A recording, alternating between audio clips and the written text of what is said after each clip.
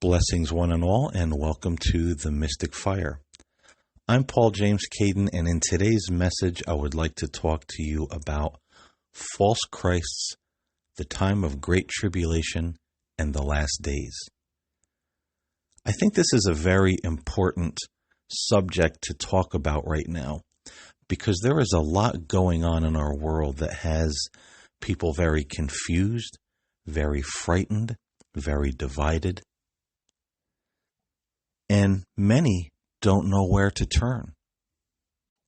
And in the midst of all of this confusion and frightening events that are taking place, we have a lot of voices rising up claiming to be teachers and modern-day prophets, telling people that they have the answer, or they know the way to Christ, or they know the truth about Christ, and what they've been taught in the past was wrong or false. And many people follow these teachers and self-proclaimed modern-day prophets. We also have a very divided political system. Here in the United States, we have politicians who out and out tell untruths, or they will make a statement, and when they're called out on that statement, they'll say, well, I never said that. But yet it's on tape and it's on record that these things were said, and it's amazing to me how there will be people that will stand up and say, he never did say that. There's something wrong with you saying that this particular politician made that statement. He never said it when he did. Now, folks, this is not a podcast about politics. This is a podcast, at least what we're talking about right now, is the heart and the soul of human beings. And when we see men and women in politics who can be that blatantly dishonest and then trick other people into thinking that they're being honest and never made these statements, then what kind of world are we living in? And is this not a concerning mindset to have? Not to mention the spiritual state a person must be in to self-delude, for lack of a better term, in that manner. And I think a lot of the problem is right now in our world is that we have gotten so far away from God, so far away from Christ, so far away from the original teachings of Christ and the church and Christianity, that some people either don't believe it anymore, or they don't know what to believe because there's so many different teachings and preachings going on around them. And people are looking for any port in the storm. They're confused, they're afraid, they're angry, they're frustrated. And so some will choose to follow a political movement, and some will choose to follow new religious movements. And I feel that they're afraid to pull themselves away from these things because these politicians, these new teachers and self-proclaimed prophets have become the rock and the foundation of a lot of people. But sadly, that puts these individuals in a very precarious position. And many can't see, even though they claim to be believers, that what they're doing is actually the fulfillment of prophecy or the fulfillment of the prophetic words of Christ. Now, this is a big subject to try to tackle in 30 minutes or under. So I thought the best way to do this, to give us some idea of what I'm trying to convey in this message is just to read from Matthew chapter 24, beginning in verse 3, down to probably about the 44th verse, and then just stop and make commentary as necessary. Because we really can see a lot of what's being talked about in these verses happening on the world stage right now. Now, I've said it in this podcast, I've said it in my other podcast. None of us knows exactly when the last day is going to be. Sometimes the world gets into great upheaval, but then it will recede and go back to a relative time of peace. But one day, as written in the scriptures and spoken by Christ and many of the prophets, one day that upheaval will reach its peak, and it will not recede. It will spill over into what we call the last days. Now, we have to remain watchful, but we shouldn't be fearful. And we should also realize that none of us have all of the answers. The ancients taught that many of the last day prophecies we would not even recognize until they were being fulfilled right in front of us, and then we would know. Because many of them do have an element of mystery around them. Now, they taught that there were signs that we could look for. There were things that we could definitely identify. But then there were other things that we would just have to be watchful and discerning about.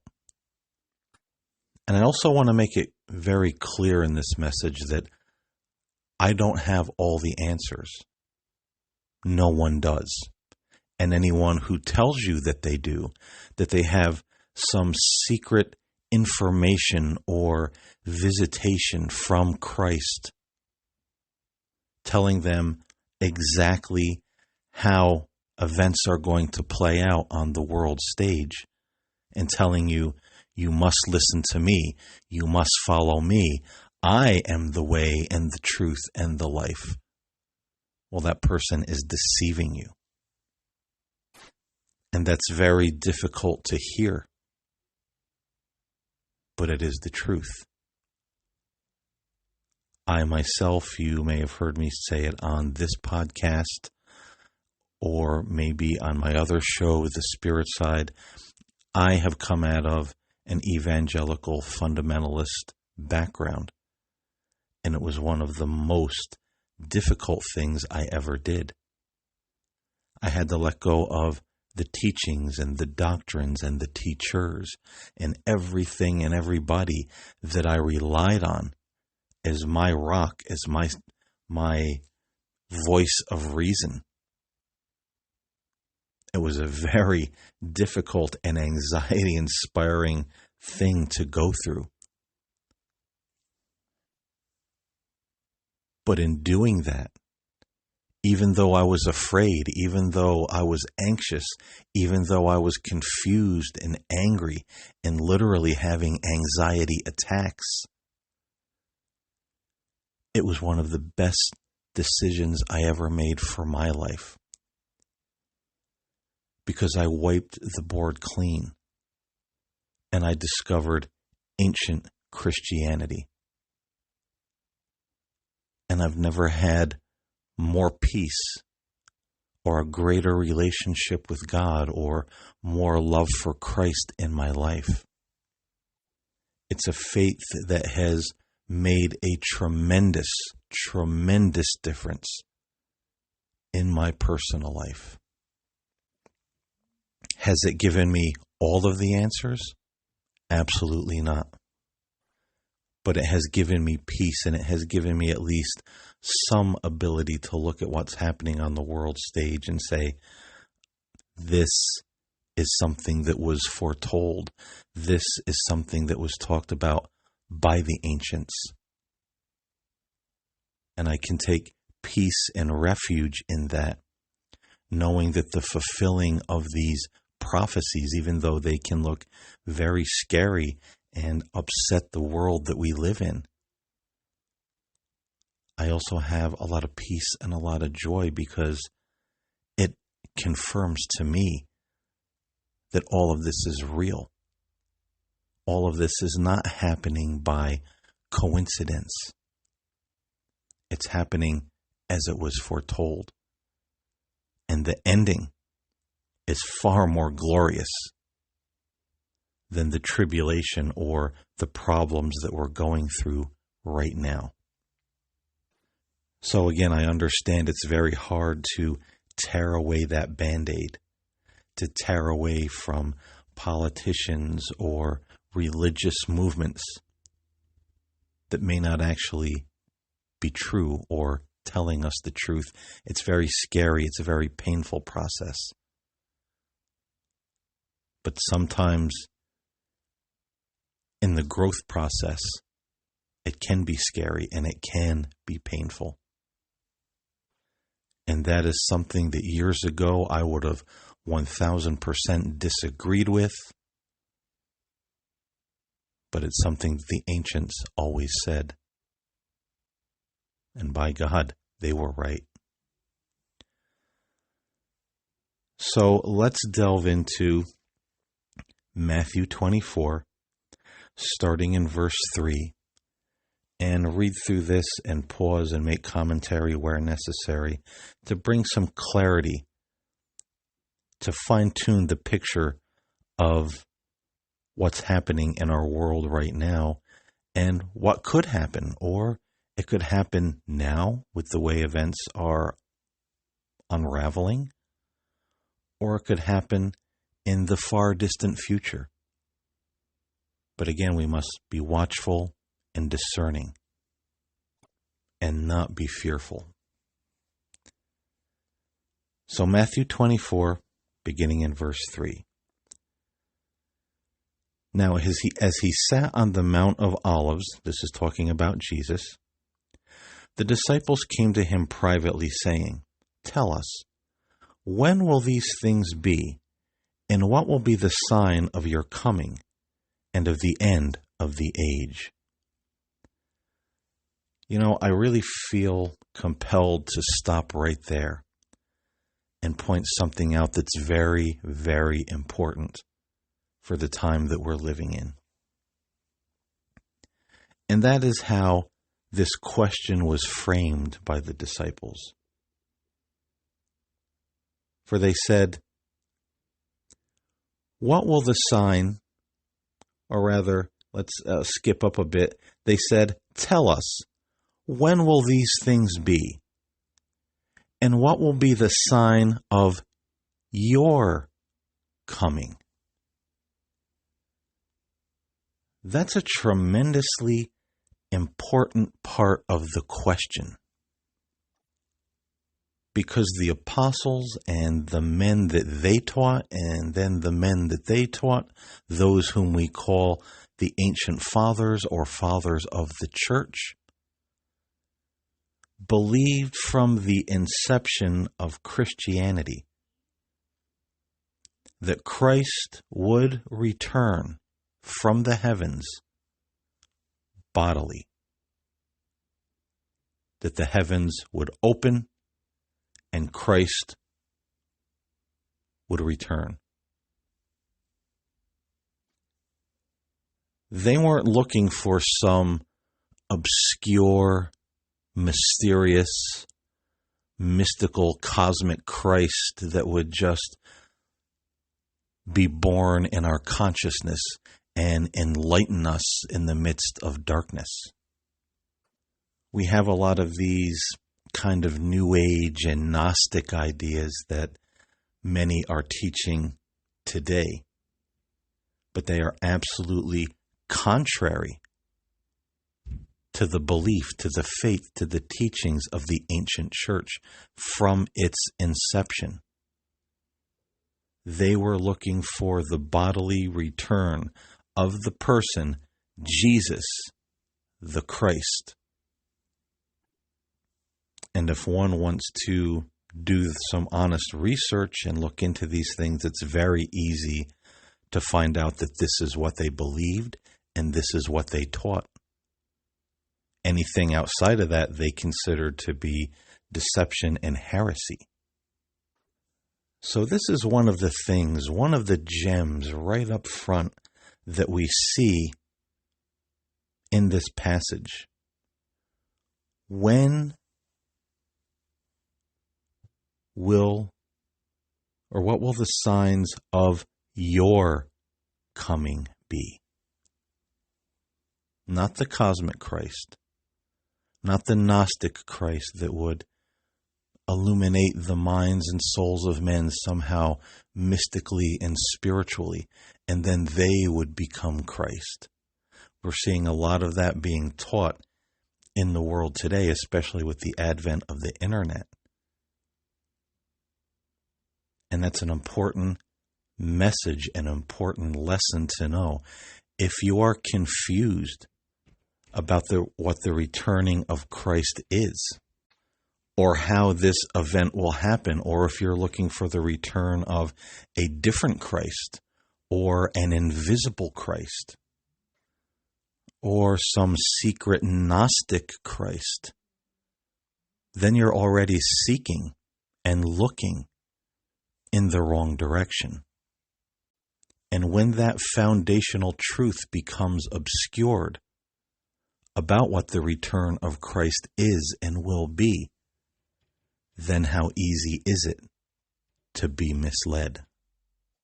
And it's fascinating to me that in verse 4, Jesus almost tells us this verbatim, because it reads, "And Jesus answered and said to them, Take heed that no one deceives you, for many will come in my name, saying, I am the Christ, and will deceive many." And certainly that is something that we're seeing in our world right now, probably like never before. Many people who are coming in the name of Christ are saying they are Christ, or that Christ is not returning. There's not a physical Christ returning. Christ has already returned and is within them. They are Christ. And if you follow them, they'll show you how to be Christ. And therefore, they deceive many. Verse 6, "And you will hear of wars and rumors of wars. See that you are not troubled, for all these things must come to pass, but the end is not yet. For nation will rise against nation, and kingdom against kingdom, and there will be famines and pestilences or plagues, and earthquakes in various places. All these are the beginning of sorrows." So again, we certainly have nation against nation, kingdom against kingdom, earthquakes in various places, destructive weather patterns, global warming, climate change. The earth itself is going through a lot of turmoil right now. But what does Jesus say about all this? He says, see that your heart is not troubled. But a lot of people are troubled over these things.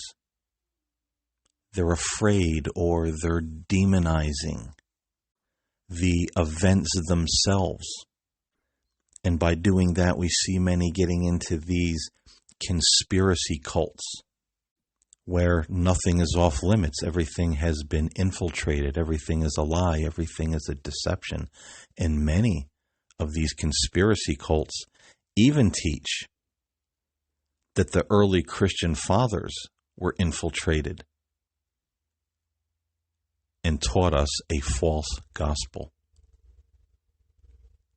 But now in the modern day, only only they have the truth of what the true gospel is, what it means, and what Christ meant. And again, this almost becomes full circle where we see the deception And what a heinous trick to play on people. Everything you know is a lie, even your faith, even your ancient faith. And only I have the answers that you seek in such a time as this. If that is not diabolical or satanic, then I don't know what would be. Picking it up in verse 9, then they will deliver you up to tribulation and kill you, and you will be hated by all nations for my name's sake.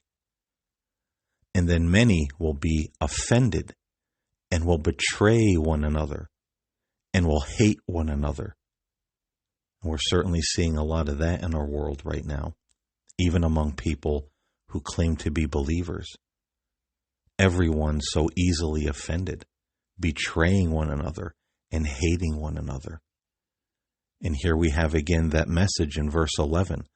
Then many false prophets will rise up and deceive many.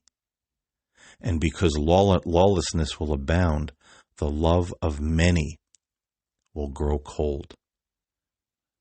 So again, we're certainly seeing these false self-proclaimed prophets and teachers deceiving many. We're seeing lawlessness in the believer and the non-believer. Hatred and deception runs rampant, and the love of many has grown cold. Sometimes you hear people ask the question, does anybody even know what love is anymore? And that's a fair question to ask in the face of the way many of us are behaving in the world right now. Picking up in verse 13, but he who endures to the end shall be saved.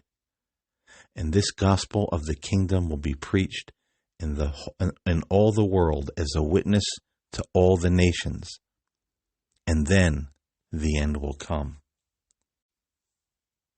Therefore, when you see the abomination of desolation spoken of by Daniel the prophet standing in the holy place, whoever reads, let him understand. Then let those who are in Judea flee to the mountains. Let him who is on the housetop not go down to take anything out of his house, and let him who is in the field not go back to get his clothes. But woe to those who are pregnant, and to those who are nursing babies in those days, and pray that your flight may not be in the winter or on the Sabbath. For then there will be great tribulation, such as has not been seen since the beginning of the world until this time, no, nor ever shall be. And unless those days were shortened, no flesh would be saved. But for the elect's sake, those days will be shortened. Then if anyone says to you, look, here is Christ, or there, do not believe it. For false Christs and false prophets will rise and show great signs and wonders to deceive, if possible, even the elect. See, I have told you beforehand. Now, I'd just like to pause there for a moment and talk about this abomination of desolation spoken of in the book of Daniel. There's always been a great deal of speculation on what this means, and not going back to your house to get your coat and fleeing to the desert and the mountains. Now, the ancient fathers believed that this prophecy was twofold. It had to do first with the destruction of the temple in Jerusalem years ago under the rule of Rome. But it will also have a later fulfillment in the time of Antichrist in the last days. But that abomination of desolation is one of the things that even the early fathers had an idea of what it would be. In the time of the destruction of Jerusalem, or the temple in Jerusalem, it was the emperor worship. Roman emperors who claimed to be divine and demanded worship from their followers. But in the last days, under the reign of Antichrist, many have said it will be the Antichrist himself sitting in the temple claiming to be God. Some said a rebuilt Jewish temple. Others said he will sit in the church claiming to be God or Christ returned. And many others said it could be either of these things, but it's one of those prophecies that we're likely really not to know what it is until we see it. But those who see it will know immediately what it is when it appears on the scene. So getting all mixed up in these theories on who it is or what it is really folly and just another way to get our minds in a tailspin and even, have people start to deceive us through claiming they know exactly what it is when they don't, because nobody really does. Now, picking this up in verse 26, therefore, if they say to you, look, Christ is in the desert, do not go out. Or look, he is in the inner rooms, do not believe it. For as the lightning comes from the east and flashes to the west, so also will the coming of the Son of Man be. For wherever the carcass is, there the eagles will be gathered together. And see, here we have these false prophets and false Christ saying, he's in the desert. And there are groups right now, as I record this message, telling people that soon they will have to flee to the desert and be under their tutelage and their rule, or be in their group, because the great tribulation is coming on the earth, and this is the only way to escape. And fleeing out to the desert, this is where we'll find Christ. Or this is where we will find Christ within ourselves. But Jesus said, don't believe such things. Many will come and say, Christ is in the inner rooms. And those inner rooms could mean a hidden place, a secret place, or the inner rooms within ourselves, in our mind. The teachings of the cosmic Christ. The Christ isn't coming physically, or naked eye will not be able to perceive him or see him. He's coming in the inner rooms. He is in the inner rooms. He's within you. And all you have to do is discover him. But Jesus said, do not believe it. For as the lightning comes from the west and flashes, or comes in the east and flashes to the west, so also will the coming of the Son of Man be.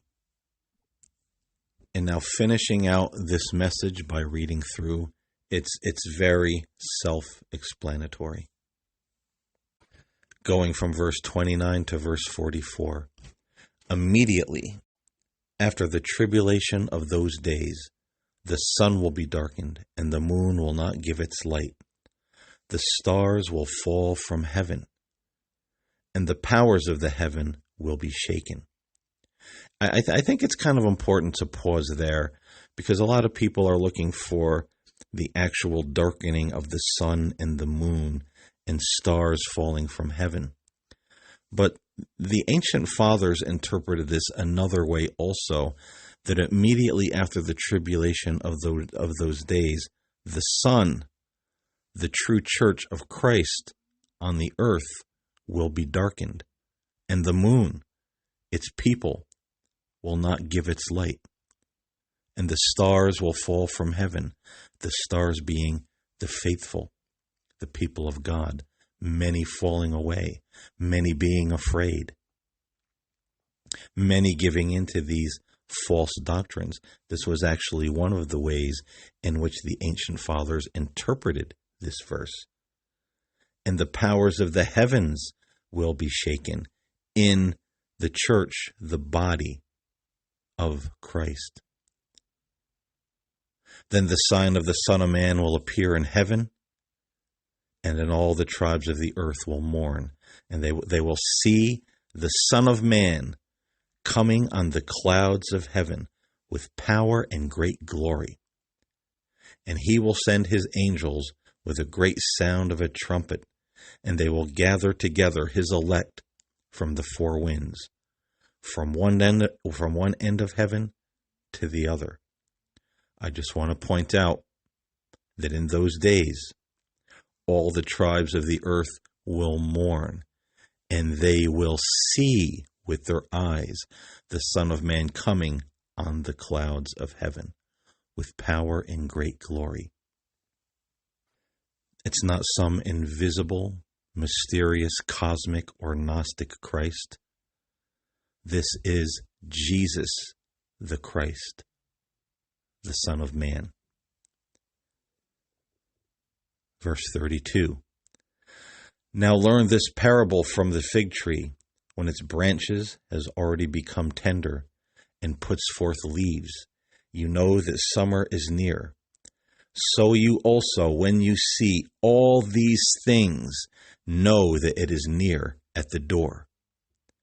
Assuredly, I say to you, this generation that sees all of these things, will by no means pass away till all these things take place. Heaven and earth will pass away, but my words will by no means pass away. But of that day and hour no one knows, not even the angels of heaven, but my Father only. So here we put to rest all these modern-day visionaries and self-proclaimed prophets who keep telling us they know what's going to happen. They know when it's going to happen, and we need to follow them. And we need to follow them into their mysterious mental inner rooms or out into the desert. No, they don't know the time or the hour. But of that day and hour no one knows, not even the angels of heaven, but my Father only. But as the days of Noah were, so also will the coming of the Son of Man be. For as in the days before the flood, they were eating and drinking, marrying and given in marriage, until the day that Noah entered the ark, and did not know until the flood came and took them all away. So also will the coming of the Son of Man be. Then 2 men will be in the field, one will be taken and the other left. 2 women will be grinding at the mill, one will be taken and the other left. Watch therefore, for you do not know what hour your Lord is coming. And there we see the wisdom of the ancient fathers. Watch, therefore, remember we said, be watchful and discerning, for you do not know what hour your Lord is coming. But know this, that if the master of the house had known what hour the thief would come, he would have watched and not allowed his house to be broken into. Therefore you also be ready, for the Son of Man is coming at an hour you do not expect. And again, notice he's not saying the Christ or the Gnostic Christ or some mysterious Christ. He's saying the Son of Man, referring to himself, Jesus, the Christ. So we've certainly covered a lot in this message today, and there's a lot more that we could have paused and reflected on reading through those verses. But I truly wanted to, in this message, get those important parts across. Because whether this is the prelude to the end or whether it is not, there is great confusion over the minds of many. And we need to begin to push through those clouds of confusion and get back to real and honest and pure truth. I do hope this message was helpful to you today. I thank you so much for listening. Until we meet again, stay safe, stay blessed, and keep seeking the truth. I'm Paul James Caden, and I'll see you here next time on The Mystic Fire.